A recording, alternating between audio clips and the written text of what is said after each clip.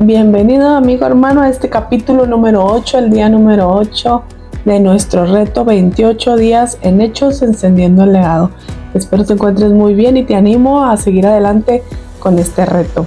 Vamos a leer un poquito de este capítulo en el versículo 15.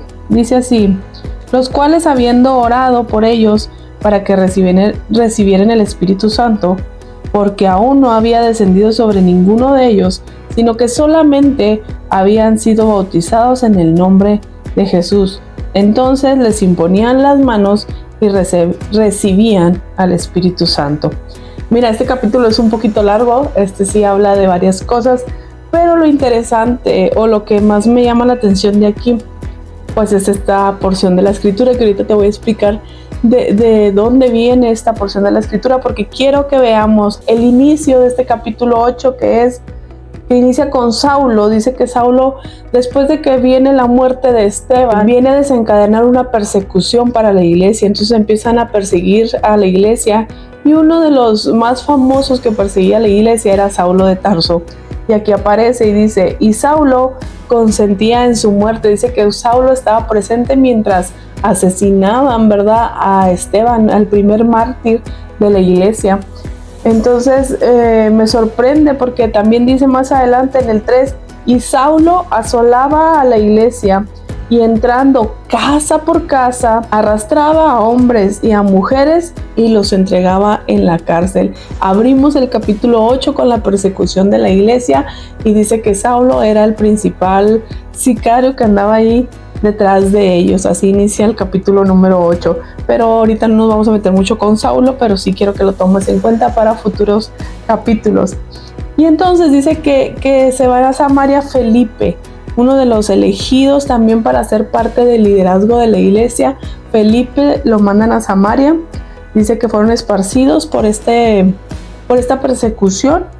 Entonces dice que Felipe desciende a la ciudad de Samaria, y mira qué interesante, porque les predicaba a Cristo, y la gente dice que lo escuchaba muy atentamente, porque juntamente con la predicación llevaba las señales, los prodigios. Dice que muchos espíritus inmundos salían de ese cuerpo, y luego llega a una parte donde muchas personas habían creído a un mago, a un brujo, le diríamos hoy en día en estos tiempos. Dice que la gente le creía, que iba con él, que se consultaba con él, pero la gente, después de ver lo que Felipe hacía, después de escuchar la palabra del evangelio, dice que decidieron dejar esa vida pasada, ¿verdad?, y confiar en el Señor Jesucristo.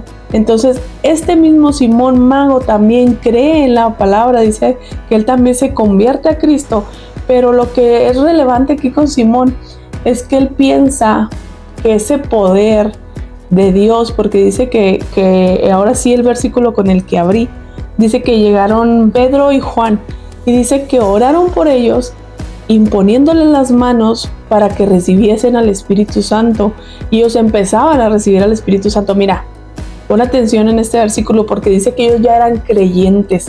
Hay muchas personas que no creen en esta llenura, que no creen en el bautismo del Espíritu Santo, pero la palabra en varias ocasiones nos reitera y dice que ellos ya habían creído. También en otra parte de la palabra más adelante dice que les dice que no habían escuchado al Espíritu Santo. Dice, no, ni siquiera sabemos qué es eso. Dicen, pero ya creían en el Señor Jesús. Entonces, este es un área importante que como cristianos debemos de experimentar. Dice que Pedro y Juan llegaron y dijeron, bueno, pues ellos ya creyeron, ya se han arrepentido, ya incluso dice que muchos ya se habían bautizado. Dice, pero todavía no reciben al Espíritu Santo. Dice que les imponían las manos y el Espíritu Santo venía sobre ellos como en el Pentecostés. ¿Te acuerdas que vimos que como un viento recio sopló, que empezaron a hablar nuevas lenguas? Pues esa es la señal. Y dice que al verlo este mago, al ver ese poder que las personas recibían, dice que comete el error de decirles a los apóstoles, pues denme eso que le están dando, yo les puedo dar tanto dinero por ese don, por esa magia que ustedes están haciendo, ¿no? Tristemente, pues le contesta Dice, cuando vio Simón que por la imposición de las manos de los apóstoles se daba el Espíritu Santo, le ofreció dinero, estoy en el 18, y le dice, diciendo, dadme también a mí este poder, para que cualquiera a quien yo impusiese las manos nos reciba el Espíritu Santo. Entonces Pedro le dijo, mira lo que le contesta Pedro, tu dinero perezca contigo, porque has pensado que el don de Dios se obtiene con dinero. No tienes tu parte ni suerte en este asunto, porque tu corazón no es recto delante de Dios.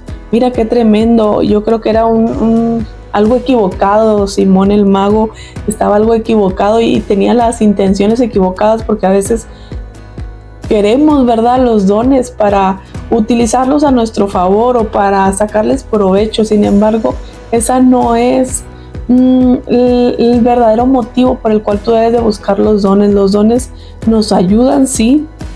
Los milagros son hermosos, pero eso no nos va a dar la salvación. Dice la palabra que muchos en aquel tiempo le dirán, Señor, Señor, en tu nombre eché fuera demonios, en tu nombre profeticé, en tu nombre sané un enfermo, en tu nombre hice milagros y prodigios, ¿no? Pero dice que les va a decir, apartados de mí, hacedores de maldad, yo no los conozco. ¿Por qué? Porque no debemos... no quiero menospreciar los dones, porque amo esta parte de ser cristiano, esta parte del Espíritu Santo, ¿verdad? Los dones, pero sí tienes que discernir cuáles son las verdaderas intenciones que tienes al quererlo recibir. Bueno, quiero el don de sanidad porque así voy a orar por todas las personas, se van a sanar y voy a ser famosa y todos van a querer venir a verme porque los voy a sanar. Pues cuidado, porque tal vez tengas el motivo equivocado, así como Simón. Eso no debe ser nuestra motivación para pedirlo, sino decir, Señor, capacítame, así como a Felipe, que no solamente le dabas el hablar con de nuevo tu palabra, sino que todavía había señales y prodigios, sino que todavía él tenía ese don, ese poder de echar fuera demonios. Ayúdame, capacítame para libertar a aquel que está oprimido de verdad por el enemigo. Ayúdame para sanar al enfermo, no sé, para que se glorifique únicamente tu nombre. Ese debe ser nuestra motivación, que el nombre del Señor Jesús sea glorificado en medio de todos los dones, en medio de esa llenura del Espíritu Santo. También nos habla de que Felipe de ahí se va guiado por el Espíritu Santo. Fíjate, esta es una cosa clave en esto.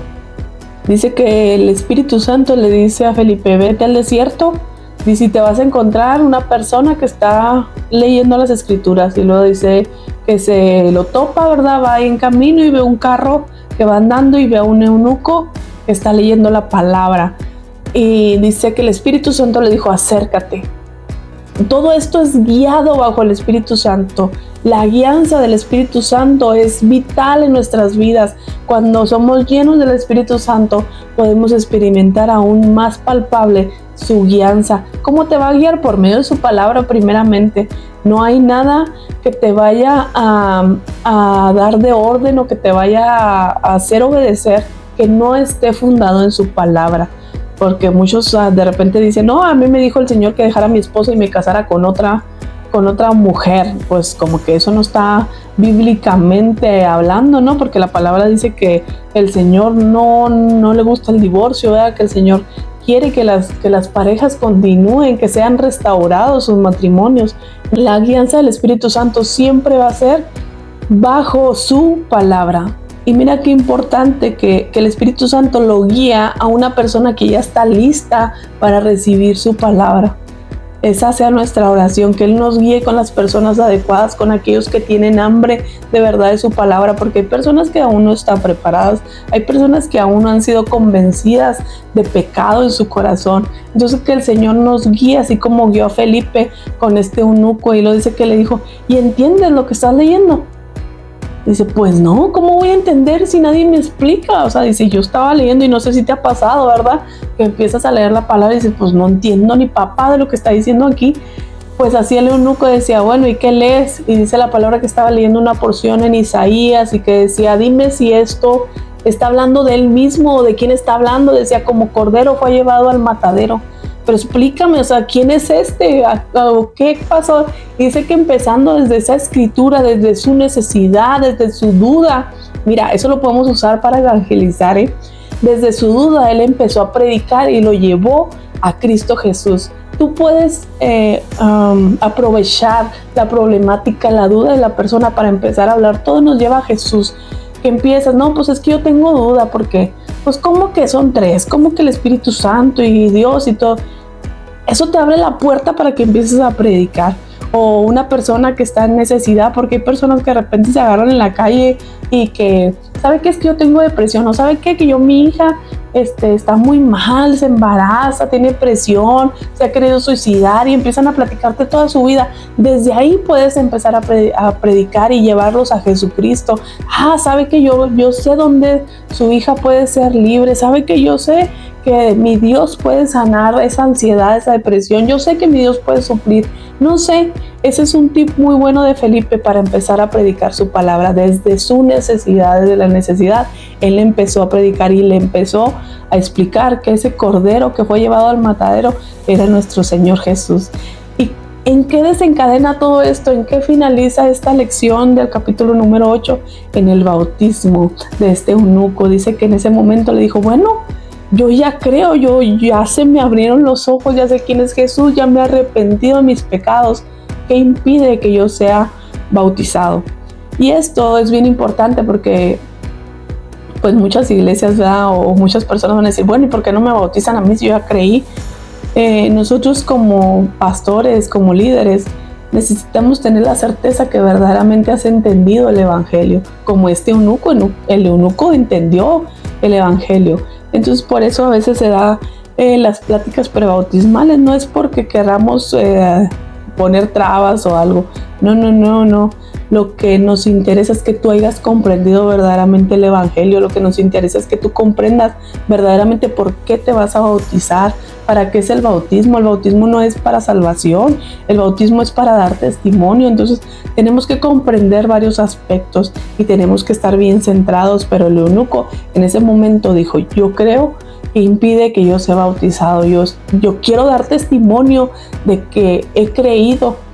Y dice la palabra, ¿verdad?, que bajaron a las aguas en un lago por ahí cerquitas, bajaron, los bautizaron, y en ese momento, ¿qué crees que pasó? Felipe fue arrebatado y el eunuco siguió su camino solo. Yo les digo mucho a mis hijos, ¿verdad?, que en la Biblia hay superpoderes, porque Felipe fue arrebatado, o sea, lo sacaron de ahí para irse a aparecer en otro lado. Imagínate, wow, qué emocionante es el vivir para Cristo, el trabajar para nuestro Señor, el trabajar para nuestro Padre, que tanto así que detiene el sol y hace maravillas, tantas maravillas, aún mejor que la de los superhéroes. Entonces no te pierdas estos capítulos que son súper interesantes. Terminamos con Felipe y el etíope, pero esas son principalmente las enseñanzas, ¿verdad?, de este capítulo número 8. Invito a que lo sigas leyendo, a que lo medites en tu casa. Y vamos con el versículo del día de hoy, versículo para memorizar del capítulo número 8, que es, no sé cuál es, versículo número 7, que dice así: porque de muchos que tenían espíritus inmundos salían estos dando grandes voces, y muchos paralíticos y cojos eran sanados. Así que había gran gozo en aquella ciudad. Mira qué tremendo este versículo, muy tremendo, pero muy fundamental que te lo aprendas, que cuando los espíritus inmundos salían, estos salían echando voces. A veces vamos a ver estas manifestaciones, todas son diferentes. No quiere decir que si no gritaste y que si no te revolcaste no fuiste libre, no, para nada. Pero hay diferente manifestación en estos espíritus inmundos, que no me voy a meter en ese rollo. Pero sí vemos aquí en la palabra que dice que muchos que tenían espíritus inmundos, todos estos salían dando voces, y muchos paralíticos y cojos eran sanados. ¿Cómo se cura un cojo? Haciéndole crecer su extremidad más corta. Entonces imagínate qué glorioso lo que Dios hace y sigue haciendo, porque Él sigue siendo el mismo de este capítulo, sigue siendo hoy Dios. Así que memorízate este versículo y nos vemos en la próxima. Recuerda comentarnos, compartirnos, darnos like y suscribirte al canal de Renuevo Iglesia. Dios te bendiga.